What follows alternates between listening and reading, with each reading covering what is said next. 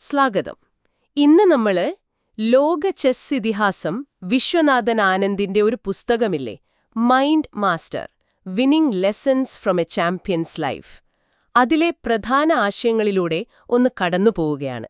ഇതൊരു പുസ്തകത്തിന്റെ വെറും സമ്മറി അല്ല കേട്ടോ, മറിച്ച് ഒരു ചാമ്പ്യന്റെ അനുഭവങ്ങളിൽ നിന്ന് നിങ്ങൾക്ക്, അതായത് നമ്മുടെയൊക്കെ ജീവിതത്തിലെ വെല്ലുവിളികൾ നേരിടാൻ, പിന്നെ ലക്ഷ്യങ്ങൾ നേടാൻ ഒക്കെ ആവശ്യമായ ചില തന്ത്രങ്ങളില്ലേ, ചില ഉൾക്കാഴ്ചകൾ, അതൊക്കെ വേർതിരിച്ചെടുക്കാനുള്ളൊരു ശ്രമം. നിങ്ങൾക്ക് ഏറ്റവും പ്രധാനപ്പെട്ട കാര്യങ്ങൾ എന്താണോ അത് കണ്ടെത്താൻ ഞങ്ങൾ സഹായിക്കാം. തീർച്ചയായും. ഈ പുസ്തകത്തിന്റെ ഒരു ഭംഗി എന്താണെന്ന് വെച്ചാൽ, ഇത് വെറും ചെസ്സ് കളിക്കാർക്ക് വേണ്ടി മാത്രമുള്ള ഒന്നല്ല. എങ്ങനെയാണ് നമ്മളിലെ പ്രതിഭയെ, കഠിനാധ്വാനം കൊണ്ട് മിനുക്കിയെടുക്കുന്നത്, പിന്നെ വലിയ പ്രതിസന്ധികൾ വരുമ്പോൾ അതിലെ പതറാതെ എങ്ങനെ നിൽക്കാം, നമ്മുടെ വികാരങ്ങളിലെ ദേഷ്യം, സങ്കടമൊക്കെ, അതിനെയൊക്കെ എങ്ങനെ നിയന്ത്രിച്ച് നമുക്ക് ഗുണകരമാക്കാം, ഓർമ്മശക്തി, അതിനെ എങ്ങനെ ഒരു ടൂള് പോലെ ഉപയോഗിക്കാം, ഇതിനെക്കുറിച്ചൊക്കെയുള്ള വളരെ പ്രാക്ടിക്കലായ പാഠങ്ങളാണിതിൽ. നമുക്ക് കാര്യത്തിലേക്ക് കടന്നാലോ? അതെ അതെ. ആനന്ദിന്റെ കരിയർ നോക്കിയാൽ വിജയങ്ങൾ മാത്രമല്ല, ഒരുപാട് പരാജയങ്ങളും തിരിച്ചടികളും ഒക്കെയുണ്ട്. അപ്പോ ആ നിർണായക നിമിഷങ്ങളിലൂടെയൊക്കെ കടന്നുപോകുമ്പോൾ നിങ്ങൾക്കും എന്തെങ്കിലും പ്രചോദനം കിട്ടിയേക്കാം, അല്ലെങ്കിൽ നമ്മുടെയൊക്കെ സമീപനങ്ങളെ മാറ്റാൻ സഹായിക്കുന്ന എന്തെങ്കിലുമൊക്കെ ചിലപ്പോൾ കിട്ടിയേക്കാം. അപ്പോ ആനന്ദിന്റെ ചെസ്സിലേക്കുള്ള ആ തുടക്കം അവിടെ തന്നെ തുടങ്ങാം അല്ലേ? ആ ഒരു സ്പാർക്ക് എങ്ങനെയാണ് വന്നത്, അതിനെ നിലനിർത്താൻ എന്താണ് ചെയ്തത്? തുടക്കം അത് രസകരമാണ്. മിക്ക പ്രതിഭകളുടെയും കാര്യത്തിലെന്നപോലെ ഇവിടെ അമ്മയാണ് പ്രധാന റോള് വഹിച്ചത്. അമ്മയുടെ പ്രോത്സാഹനമാണ് ആനന്ദിനെ ചെസ്സിലേക്ക് കൊണ്ടുവന്നത്. പിന്നീട് കുടുംബം ഫിലിപ്പീൻസിനെ മനിലയിലേക്ക് മാറിയല്ലോ. അവിടെ ഒരു TV ഷോ ഉണ്ടായിരുന്നു, ചെസ് ടുഡേ എന്ന്. അമ്മ ആ ഷോ കണ്ടിട്ട് അതിലെ പസിലുകൾ അതൊക്കെ കുറിച്ചെടുത്ത് ആനന്ദിന് കൊടുക്കും. ഓഹോ, എന്നിട്ട് അത് സോൾവ് ചെയ്യുമ്പം സമ്മാനമായിട്ട് കിട്ടുന്നത് ചെസ് ബുക്കുകൾ. കൊള്ളാം. അതെ, ഇതൊക്കെയാണ് ശരിക്കും ആ അടിത്തറയിട്ടത്. ഈ അനുഭവങ്ങളോടൊപ്പം തന്നെ ചെന്നൈയിലെ ആ താൾ ചെസ് ക്ലബ്ബിലെ കളികളും അതും വലിയൊരു പങ്ക് വഹിച്ചു കാണുമല്ലോ. പെട്ടെന്ന് കളിക്കാനുള്ള കഴിവ് കാരണം ലൈറ്റ്നിംഗ് കിഡ് എന്നൊരു പേരും കിട്ടിയെന്ന് വായിച്ചിട്ടുണ്ട്. പക്ഷേ പുസ്തകത്തിൽ ആനന്ദ് എപ്പോഴും പറയുന്നൊരു കാര്യം ഈ പ്രതിഭ മാത്രം പോരാ എന്നതാണല്ലേ? വളരെ ശരിയാണ്. അതാണ് ഈ പുസ്തകത്തിലെ ഒരു പ്രധാനപ്പെട്ട മെസ്സേജ് എന്ന് പറയാം. ആനന്ദ് തന്നെ പറയുന്നുണ്ട്, പ്രതിഭ ഒരു വിത്തുപോലെയാണ്. കഠിനാധ്വാനം എന്ന വെള്ളവും വളവും കിട്ടുമ്പോഴേ അത് വളർന്ന് വലിയ മരമാകൂ എന്ന്. അദ്ദേഹത്തിന് ജന്മനായുള്ള കഴിവുണ്ടായിരുന്നു, ശരിയാണ്. പക്ഷേ അതിനെ ഒരു വേൾഡ് ക്ലാസ് ലെവലിലേക്ക് എത്തിച്ചതെന്താ? അത് നിരന്തരമായ പരിശീലനമാണ്, വിശകലനമാണ്. ആ കഠിനാധ്വാനം അത് പ്രതിഭയെ തേച്ചു മിനുക്കിയെടുത്തു എന്ന് തന്നെ പറയാം. കുട്ടിക്കാലത്ത് അമ്മ നിർബന്ധിച്ചു ചെയ്യിപ്പിച്ച ഒരു കാര്യം, അത് പിന്നീട് അദ്ദേഹത്തിന്റെ ഏറ്റവും വലിയ ഒരു ശക്തിയായി മാറിയെന്നും പറയുന്നുണ്ടല്ലോ. കളികൾക്ക് ശേഷം, പ്രത്യേകിച്ച് തോൽവികൾക്ക് ശേഷം കളിയെക്കുറിച്ച് നോട്ട്സ് എഴുതുക എന്നത് തുടക്കത്തിലൊന്നും വലിയ താല്പര്യമില്ലായിരുന്നു പോലും. പക്ഷെ അതൊരു ശീലമാക്കി.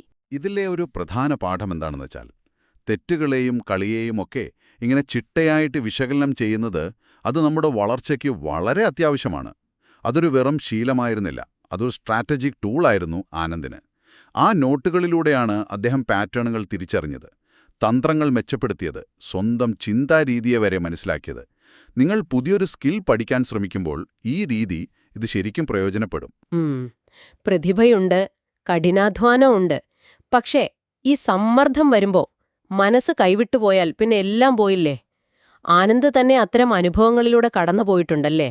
ആ 2001 ഡോട്ട്മുണ്ട് ടൂർണമെന്റ്, അതിലെ അനുഭവം വായിച്ചപ്പോൾ എനിക്ക് തന്നെ അത്ഭുതം തോന്നി. തുടർച്ചയായ തോൽവികൾ അത് അദ്ദേഹത്തെ വല്ലാതെ തളർത്തിക്കളഞ്ഞു.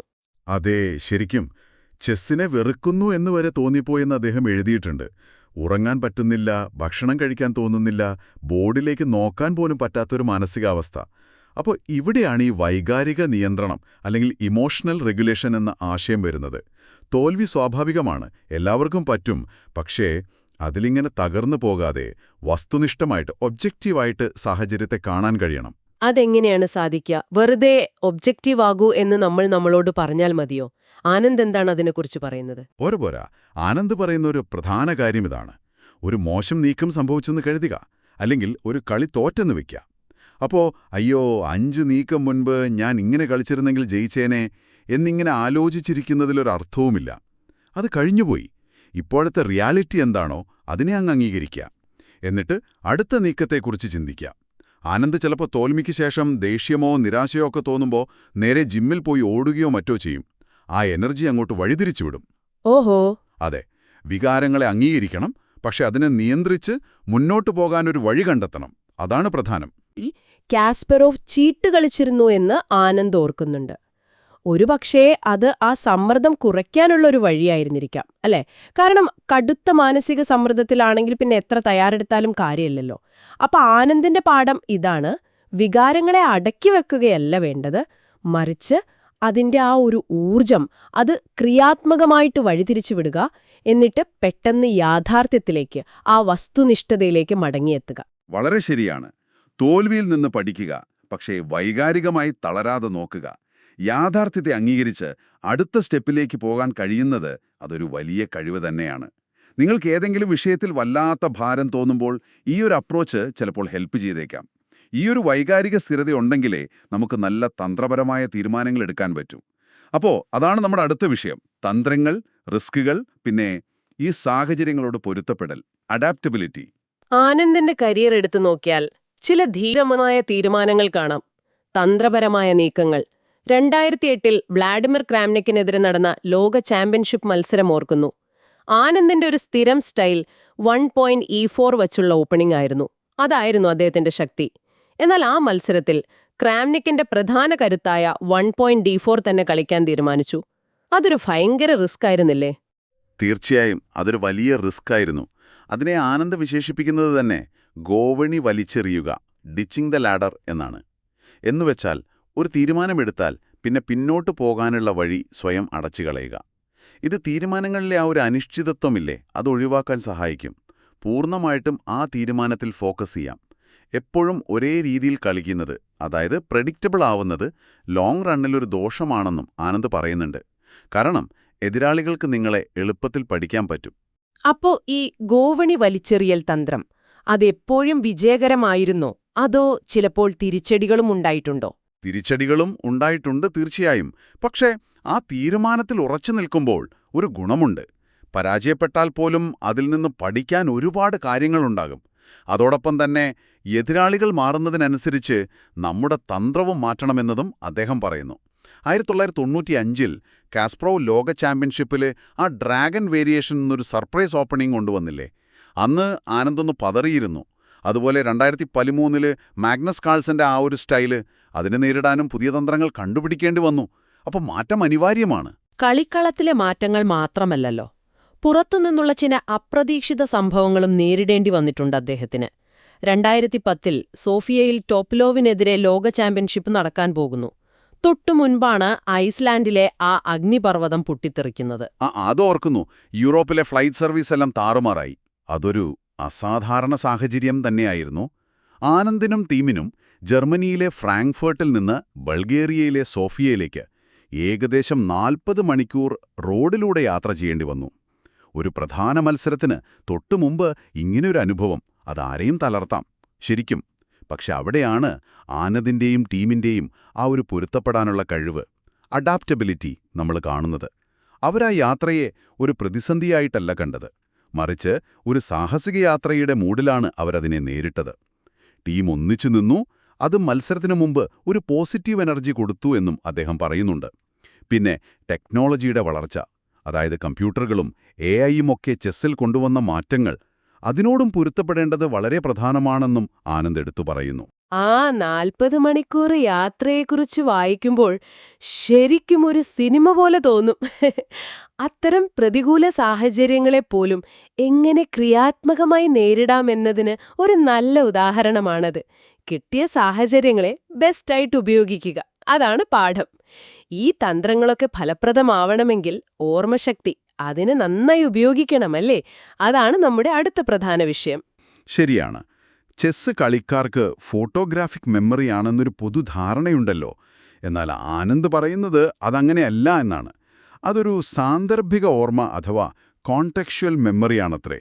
എന്നുവെച്ചാൽ കാര്യങ്ങളിങ്ങനെ ഒറ്റയ്ക്കൊറ്റയ്ക്ക് ഓർക്കുന്നതിനേക്കാൾ പരസ്പരം ബന്ധപ്പെടുത്തി പാറ്റേണുകളായിട്ട്, ചിലപ്പോൾ കഥകളായിട്ടൊക്കെയാണ് ഓർക്കുന്നത്. അതിനൊരു രസകരമായ ഉദാഹരണം പുസ്തകത്തിൽ തന്നെയുണ്ട്. 1998 ഭാര്യ അരുണ ഒരു ലോക്കറിന്റെ കോമ്പിനേഷൻ ഓർമ്മിപ്പിക്കാൻ ശ്രമിക്കുകയാണ്.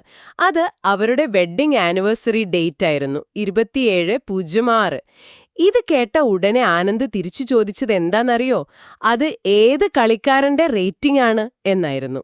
അതെ, അതാണ് ഓർമ്മകളെ നമുക്ക് പരിചിതമായ പാറ്റേണുകളിലേക്ക്, ഈ കേസിൽ ചെസ് റേറ്റിംഗിലേക്ക് അങ്ങോട്ട് കണക്ട് ചെയ്യുന്ന രീതിയാണത്. ഓർമ്മ നിലനിർത്താൻ ആനന്ദ് ചില ടെക്നിക്കുകൾ ഉപയോഗിക്കുന്നുണ്ട്. സ്പേസ്ഡ് റെപ്പറ്റീഷൻ അതിലൊന്നാണ്. ഒരു കാര്യം പഠിച്ച ശേഷം കൃത്യമായ ഇടവേളകളിൽ അത് വീണ്ടും ഓർക്കുന്നത്. അത് ഓർമ്മയെ ശക്തിപ്പെടുത്തും. അതുപോലെ പ്രധാനപ്പെട്ട ചെസ് പൊസിഷനുകളുടെ ഫോട്ടോ എടുത്ത് ഫോണിൽ വയ്ക്കും. എന്നിട്ട് ഫ്ലൈറ്റിലിരിക്കുമ്പോഴോ മറ്റോ എടുത്തു നോക്കും. ഒരു കാര്യത്തോട് നമുക്കൊരു വൈകാരികമായ അടുപ്പമുണ്ടെങ്കിൽ അത് ഓർക്കാൻ എളുപ്പമാണെന്നും അദ്ദേഹം പറയുന്നു. ഈ സ്പേസ്ഡ് റിപ്പറ്റീഷൻ എന്ന് പറയുന്നത് അത് നമുക്കെല്ലാവർക്കും പഠനത്തിലൊക്കെ ഉപയോഗിക്കാൻ പറ്റുന്നൊരൊന്നാണല്ലോ. പുതിയ കാര്യങ്ങൾ ഓർത്തുവെക്കാൻ ശ്രമിക്കുമ്പോൾ കൃത്യമായ ഇടവേളകളിൽ അതൊന്ന് റിവൈസ് ചെയ്യുന്നത് അത് വളരെ എഫക്റ്റീവാണ്. അതുപോലെ പല വിഷയങ്ങൾ പഠിക്കുന്നതിന്റെ പ്രാധാന്യത്തെക്കുറിച്ചും ആനന്ദ് പറയുന്നുണ്ടല്ലേ? അതെ, സ്റ്റീവ് ജോബ്സിന്റെ ഉദാഹരണം അദ്ദേഹം പറയുന്നുണ്ട്. കോളേജ് കാലത്ത് പഠിച്ച കാലിഗ്രഫി അത് വർഷങ്ങൾക്ക് ശേഷം ആപ്പിളിന്റെ മാക്കിൻടോഷ് കമ്പ്യൂട്ടറുകൾക്ക് നല്ല ഭംഗിയുള്ള ഫോണ്ടുകൾ ഡിസൈൻ ചെയ്യാൻ അദ്ദേഹത്തെ സഹായിച്ചു. അപ്പോൾ എപ്പോഴാണ് ഏതറിവ് പ്രയോജനപ്പെടുക എന്ന് നമുക്ക് പറയാൻ പറ്റില്ല. അതുകൊണ്ട് താൽപ്പര്യമുള്ള കാര്യങ്ങൾ പഠിക്കുന്നത് ഒരിക്കലും ഒരു നഷ്ടമല്ല. എന്നാൽ ഓർക്കുന്നതിനോടൊപ്പം തന്നെ പ്രധാനപ്പെട്ട മറ്റൊരു കാര്യമാണ് ചില കാര്യങ്ങൾ മറക്കേണ്ടതിന്റെ ആവശ്യകത. അതായത് അൺലേണിംഗ് അതെന്താണ്? അതായത് കാലം മാറുന്നതിനനുസരിച്ച് നമ്മുടെ അറിവുകളും രീതികളുമൊക്കെ കാലഹരണപ്പെട്ടേക്കാം, ഔട്ട്ഡേറ്റഡ് ആകാം. പുതിയ കാര്യങ്ങൾ വരും, പുതിയ തന്ത്രങ്ങൾ വരും. ഉദാഹരണത്തിന് കമ്പ്യൂട്ടറുകൾ ചെസ്സിൽ ഇത്ര ശക്തമായതോടെ പണ്ടത്തെ പല ഓപ്പണിംഗ് രീതികളും ഇന്ന് അത്ര പ്രസക്തമല്ലാതായി. അപ്പോൾ പഴയ ചില ധാരണകളെയും ശീലങ്ങളെയും നമ്മൾ ബോധപൂർവം മറക്കണം. എന്നിട്ട് പുതിയവ പഠിക്കാൻ തയ്യാറാകണം. വളർച്ചയ്ക്ക് ഈ അൺലേണിംഗ് വളരെ അത്യാവശ്യമാണ്. പഴയതിൽ തന്നെ പിടിച്ചിരുന്നാൽ മുന്നോട്ടു പോകാൻ പറ്റില്ല. ശരിയാണ്. കരിയറിലെ മോശം ഘട്ടങ്ങളെക്കുറിച്ചും അതിൽ നിന്ന് എങ്ങനെ കരകയറി എന്നതിനെക്കുറിച്ചും ആനന്ദ് പുസ്തകത്തിൽ വളരെ ഓപ്പണായിട്ട് പറയുന്നുണ്ട്.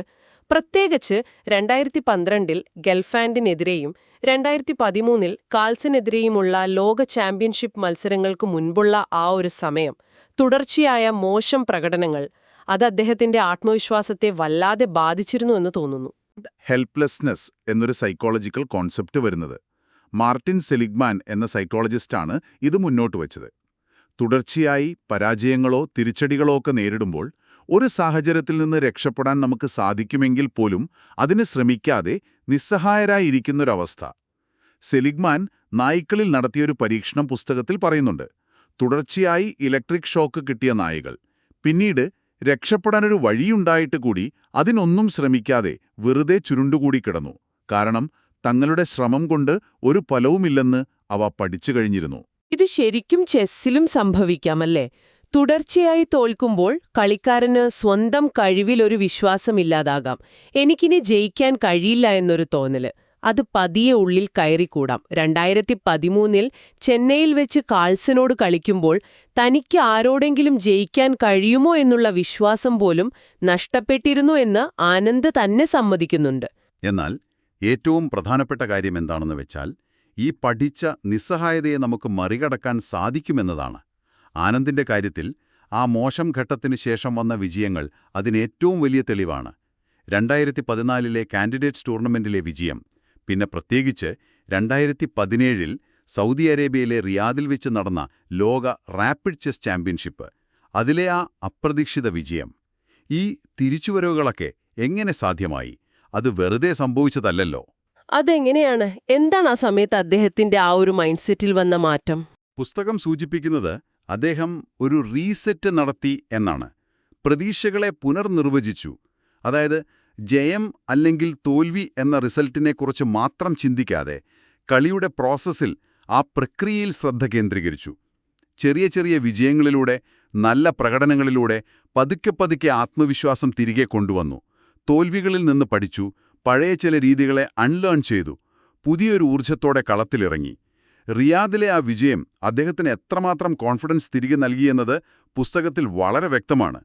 ഒരുപാട് പേർ എഴുതിത്തള്ളിയ ശേഷമുള്ളൊരു ഗംഭീര തിരിച്ചുവരവ് തന്നെയായിരുന്നു അത്. ശരിയാണ്.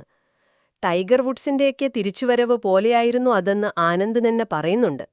അത് വെറുമൊരു വിജയം എന്നതിനേക്കാൾ ആ പ്രതിസന്ധികളെ അതിജീവിക്കാനുള്ള മനക്കരുത്തിന്റെ ഒരു പ്രതീകം കൂടിയായി മാറി. അപ്പോൾ വിശ്വനാഥൻ ആനന്ദിന്റെ മൈൻഡ് മാസ്റ്റർ എന്ന പുസ്തകത്തിലെ പ്രധാന ആശയങ്ങളിലൂടെയുള്ള നമ്മുടെ ഈയൊരു സംഭാഷണം അത് ഏകദേശം അവസാനിക്കുകയാണ്. നമ്മൾ ഒരുപാട് കാര്യങ്ങളിന്ന് സംസാരിക്കൂ അല്ലേ? പ്രതിഭയും കഠിനാധ്വാനവും തമ്മിലുള്ള ആ ഒരു ബന്ധം, വൈകാരിക നിയന്ത്രണത്തിന്റെ പ്രാധാന്യം, റിസ്ക് എടുക്കാനും തന്ത്രങ്ങൾ മാറ്റാനുമുള്ള കഴിവ്, ഓർമ്മയെയും മറവിയെയും എങ്ങനെ ഉപയോഗിക്കാം, പിന്നെ ആ വീഴ്ചകളിൽ നിന്ന് എങ്ങനെ എഴുന്നേൽക്കാമെന്ന പാഠം, ഒരു ചാമ്പ്യന്റെ അനുഭവങ്ങൾ. അത് വെറും സ്പോർട്സിൽ മാത്രം ഒതുങ്ങുന്നതല്ല, നമ്മുടെയൊക്കെ ജീവിതത്തിന്റെ പല മേഖലകളിലും ഇത് പ്രസക്തമാണ്. തീർച്ചയായും വിജയങ്ങളും തോൽവികളും ഒരുപോലെ ഒരു വ്യക്തിയെ എങ്ങനെ രൂപപ്പെടുത്തുന്നു എന്നതിന്റെ ഒരു നേർക്കാഴ്ചയാണ് ആനന്ദിന്റെ അനുഭവം. കാലം മുന്നോട്ടു പോകുമ്പോൾ ലക്ഷ്യങ്ങൾ മാറിയേക്കാം. എപ്പോഴും ഒന്നാമനാകുക എന്നതിനേക്കാൾ നമ്മൾ ചെയ്യുന്ന കാര്യത്തോടുള്ള ഇഷ്ടം, ആ ഒരു പാഷൻ, അത് നിലനിർത്തുക എന്നതാണ് പ്രധാനമെന്ന് ആനന്ദ് തിരിച്ചറിയുന്നുണ്ട്. അദ്ദേഹം ഇപ്പോഴും ചെസ്സിനെ അത്രയേറെ ഇഷ്ടപ്പെടുന്നു. അതെ.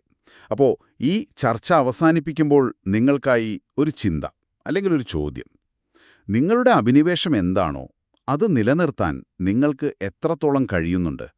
എപ്പോഴും തികഞ്ഞ വിജയം നേടുന്നതിലല്ല, മറിച്ച് ആ യാത്രയോടുള്ള, ആ പ്രവൃത്തിയോടുള്ള ഇഷ്ടം നിലനിർത്തുന്നതിലാണ് സംതൃപ്തി കണ്ടെത്തേണ്ടത് എന്ന് നിങ്ങൾ ഓർക്കാറുണ്ടോ? ആ ഒരു ചിന്തയോടെ നമുക്ക് ഇന്നത്തെ ഈ വിശകലനം ഇവിടെ നിർത്താം.